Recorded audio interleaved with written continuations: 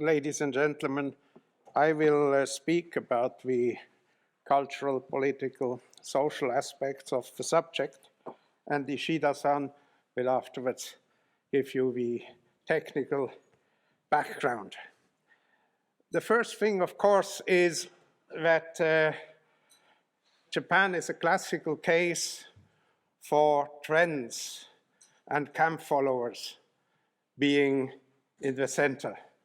We have heard it this morning. In the 1980s, 1990s, you could earn a lot of money if as a management guru, you were projecting that the Japanese way of management is a way of the future, that Japan will control the world. I remember former German ambassador Konrad Seitz wrote a very influential book, The Japanese Challenge, where he said that because of the concentration of the chip industry in Japan, Japan will be dominating the world. Then, of course, after 2000 came a total reversal of the opinions, and now people are thinking that Japan is a hopeless case.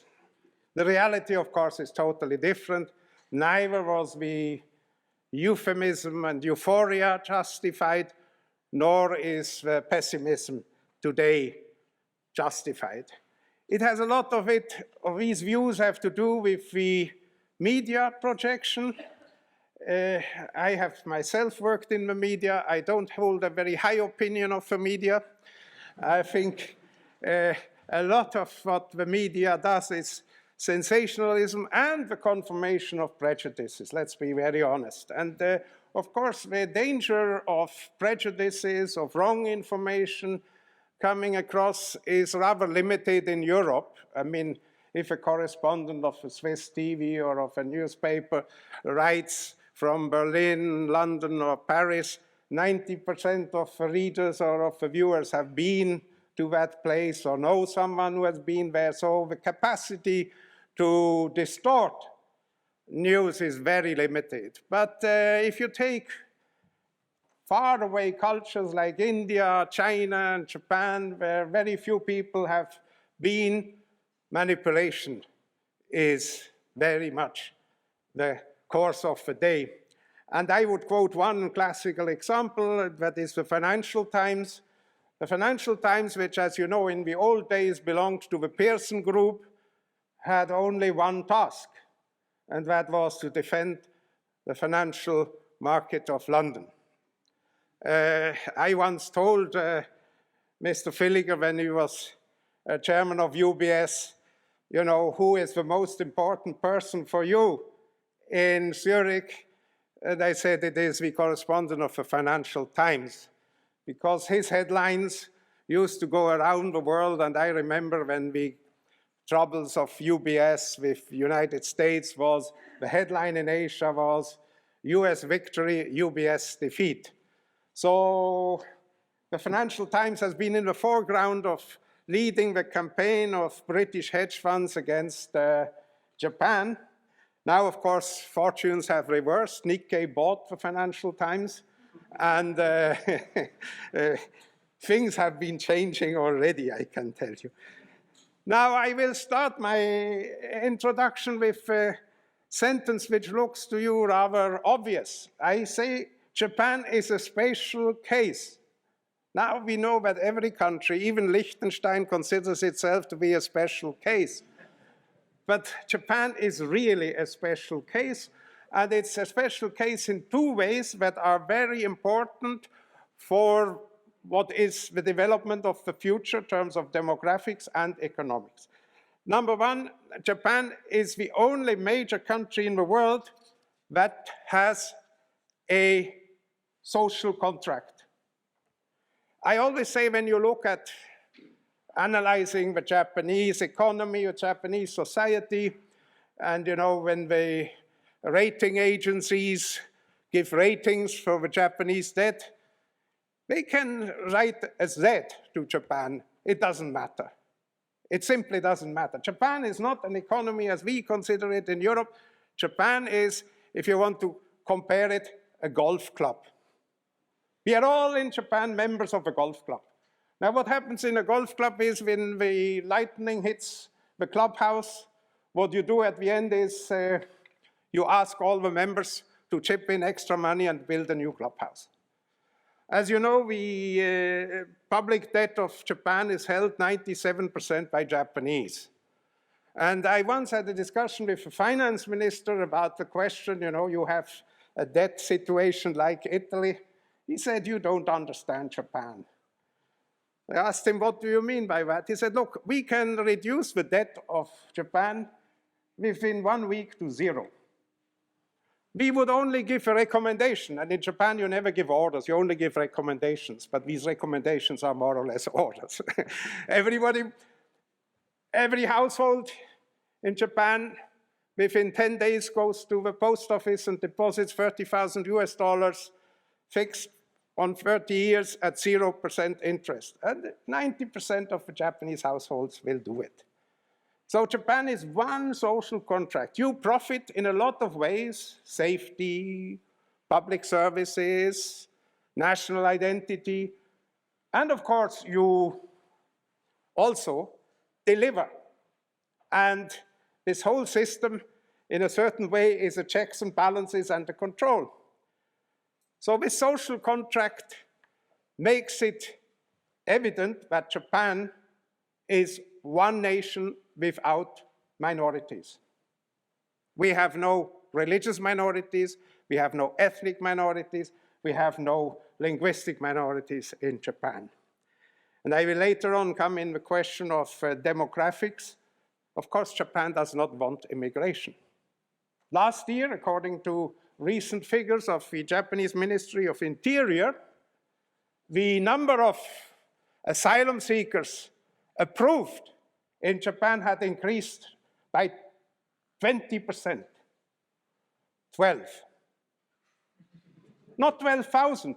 12 asylum seekers were let into the country in a population of 126 million people. So obviously, the national consensus is we want to remain a coherent nation. And this, of course, has its historical background. I don't want to go into detail, but Japan, in terms of nature, is the most dangerous place in the world to live.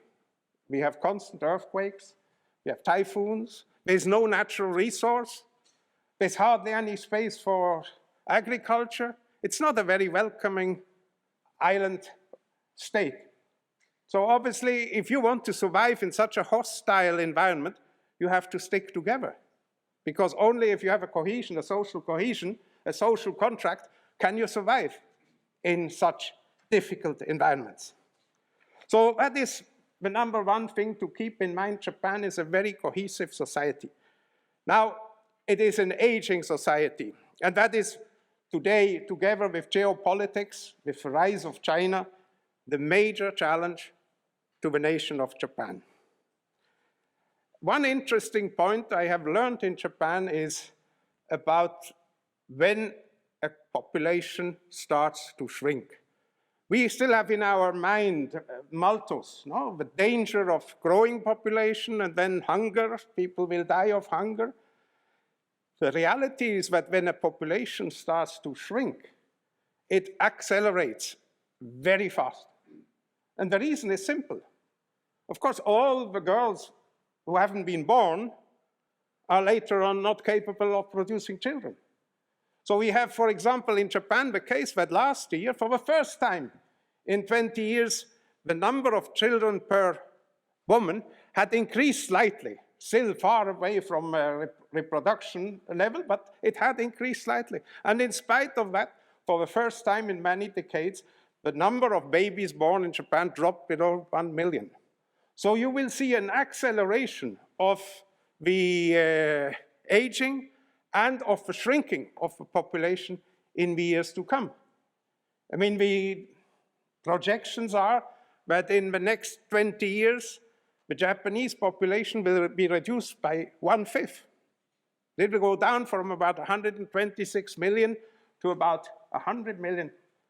Now, this is a very important demographic issue, but it's also a very important cultural, political issue, because an aging society and a shrinking society becomes more timid. First of all, the voters, becoming more older, are focusing their interests on those which concern their own interests. Youth is going to become somehow crowded out. And secondly, if a nation shrinks in an environment where we still have strong competition, then of course you get fearfulness and maybe as a reaction even nationalism. We have seen certain signs in recent times. Now on the positive side, we have to mention that the Japanese society is working very hard to deal with the issue of an aging society. I often suggest that people from Western Europe should come and study what Japan is doing in all the various fields. It starts from technology, it goes over to medicine, to social services, also to social policies like prolonging the time one has to work, etc., etc. It's a very innovative society. Now, to show you on a few points how dramatic the situation is. We have in Japan 47 prefectures, which would be kind of provinces in other countries, 47 prefectures. And only 4 of these 47 have still a growing population. And in that case, amongst them is Tokyo and Yokohama, the population growth is because of immigration, not from outside, but from within Japan. We have prefectures where the number of people above 65 is bigger than the number of people below 15. You can imagine what the kind of pyramid, reverse pyramid that is. Now, as the country doesn't want immigration, the question is, how can one revert that trend? And here again, we have to look at a specific social, spiritual environment of Japan. Young women today are not very keen to get married or to have family. We have in Japan, at the age of 30, 40% of women not married.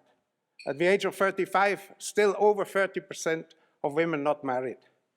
That means these women, if they at all get married, will have very small family, maximum one child. It's anyhow very expensive in Japan to have one child. So you cannot expect, although the government is promoting that women should have more children, you cannot expect that, in quotation mark, domestic production is going to help the population. So what do you do? Now here we look into the future, and this is a very important aspect of the Japanese culture. Japan has 2 religions. One is Buddhism, and the other is a Japanese religion called Shintoism. It's a kind of veneration of nature. But the interesting thing is, particularly in Shintoism, there are no morals. There is no holy book. There are no holy rules. So when we come to genetic engineering, to medicinal research, in Japan, these hindrances which we have in Western society, for example, are lacking. My prediction is that with tremendous efforts being made in Japan in terms of regenerative medicine, reproductive medicine, etc., the babies that are needed in the future will be created through in vitro fertilization and then will be handed out in families to foster them. There is no moral hindrance to that. And why I'm saying that, the president of Sony, Ide-san, had written a book about the demographic challenge of Japan, and he had calculated that if today's rate of shrinkage goes on in the year 3220, there will be 1 Japanese left.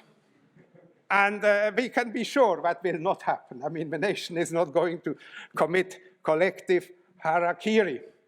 So we will have these social pressures on the one side. It's an interesting terminology today, very interesting in a way, ladies, a very sexist society, because we are talking of these so-called parasitic singles. Parasitic singles are only women who don't get married.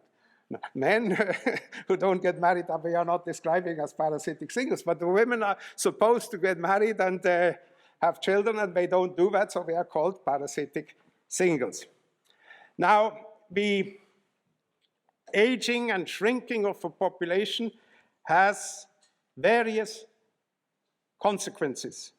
And I would like to remind you of a few on the economic, the geopolitical, and the fiscal one. Now, economic, it is clear that Japanese companies in most fields, except in industrial fields which have to deal with, or industrial or service fields which have to deal with aging society, in all the other aspects, they have shrinking home markets. You know, if nobody marries anymore, if number of marriages shrink, there is less requirement for real estate, there is less requirement for household appliances, etc., etc. So you have today the situation that for most Japanese companies, if they want to grow, growth is only possible abroad. Now, of course, the big ones, Hitachi, Toyota, have been going abroad since a long time. But the interesting thing is now those companies that are traditional Japanese companies, particularly also in the service sector, and which traditionally did not go abroad, are now going abroad. I give you one very interesting example, and I think really here Japan is showing some innovation which could be also useful for Europe. We have, of course, negotiations about free trade agreements, and like in Switzerland, the farmers are the ones who are against free trade. We have had recently a trade war with China over such an absurd thing like leek and onions. The farmers protested against leek and onion imports from China, and the government was risking an trade war with China on the basis of leek and onions. Now, the good news you can say is the farming community is shrinking. Today, the average age of a Japanese farmer is 65 years old. The average age. Because the young people don't want anymore. I mean, rice plantation is such a arduous work, and the villages are so boring. I mean, today we have village councils in certain areas of Japan who organize trips for bachelors to the Philippines to find a wife to bring home, because there are no young Japanese women who want to live in the countryside. So farming in the traditional way, in the rice farming way, is destined for disappearance. Now comes the interesting thing, and this is a new concept. What about high-quality agriculture? As you know, in China particularly, we have a lot of worry about the quality and safety of food. And there is a growing middle class. In the whole of Southeast Asia and East Asia, I would say about 300 million households who today have a living standard where they can afford high-quality, expensive agricultural produce.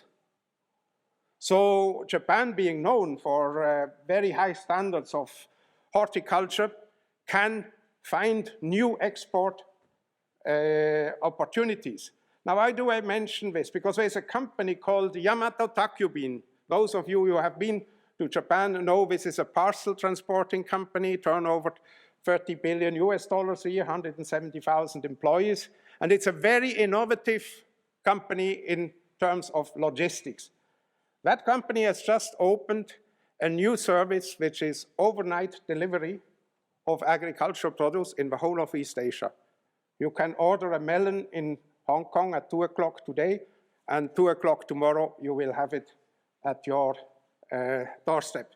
Now, why do I mention this? This is a classical company, Yamato Takubin, but never ventured outside Japan. It's going outside Japan now, which opens up tremendous opportunities also for Swiss companies to link up with these Japanese companies. The biggest investor today in India, in Indonesia, are Japanese companies. Therefore, for Swiss companies, it would be very useful to link up with Japanese companies and to profit from Japanese projects in these countries. So we will have an economic impact in the sense of a further internationalization of the Japanese industry and service sector. The geopolitical one is also important. Geopolitical one means that Japan is now destined and knows it's destined to be, in our quotation marks, a second-rate power in East Asia. The dominant hegemon is China. I don't think China will be a superpower like the United States. I don't think it has the means to be that, but it will be the hegemon in the area. What does that mean? Japan has to search for allies. By the way, these remarks of Trump recently, where he said, you know, the Japanese should look after their own defense and we are going to get out, that caused a lot of worry in the region, because that would mean, ultimately, if Trump moves out, moves to become president and would move out, it would mean that Japan would have to employ nuclear weapons for self-defense against the overpowering neighbor, China. But the geopolitical consequence of a shrinking population is Japan will become more active in East Asia and in South Asia. The relations between India and Japan have been improving tremendously. Fiscal consequences. With the age structure as it is now, we will have in Japan a wave of huge incomes from inheritance tax. The coming decades, because as you know, in Japan, inheritance tax can rise up to 80%.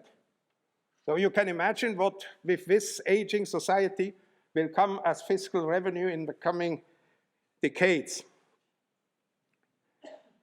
Now, ladies and gentlemen, one other area where the demographic developments have a serious impact is, of course, life sciences. And it is very interesting to see that recently the Japanese government has declared in life sciences we want to become #1 power in the world. And it is always, when you see in Japan such a declaration being made, the government is very quick to remove all the legal obstacles to achieve that goal. Once it has set that goal, it's going to remove laws that could be hindering research and development, and it's going to make the facilities for investors much more easier. Last point. You will read a lot in the Western media about the question whether structural reforms that Abe, Prime Minister Shinzo Abe, has promised will be actually implemented. On the one hand, we have the problem, as I mentioned to you, of an aging population, which is by definition much more conservative. But we have another problem, and this is what I stressed at the beginning of my talk. We have a society with a social contract. That is like a complex building, and the question every time the government has to make reforms is, what is the impact if I remove pillar A on the whole structural stability of the building? And very often, since you don't know what happens if you remove point A to the whole structure, then the result is the government is reluctant. So we have a blockage of reform in Japan at the moment, and it is very difficult to see how in those structural requirements they will be able to change in the foreseeable future. Ladies and gentlemen, I tried to show to you that Japan is a much more complex unit than it looks from outside. It is a unit that has tremendous advantages in terms of stability. I believe it's one of the most stable societies in the world because we don't have the inequalities and the discrepancies within the country. We have a cohesion. On the other hand, cohesion can be also leading to isolationism, to staying away from the rest of the world. And as long as the going is good and the Japanese young people are finding jobs, we have a very low unemployment rate still. As long as they find jobs, the desire to go out into the world is rather limited. And equally, the desire to let the world in is equally restricted. I think if you balance everything, my outlook is one of cautious optimism that on the basis of Japan having been in the past capable of making reforms when it is necessary, I am cautiously optimistic. I thank you for your attention.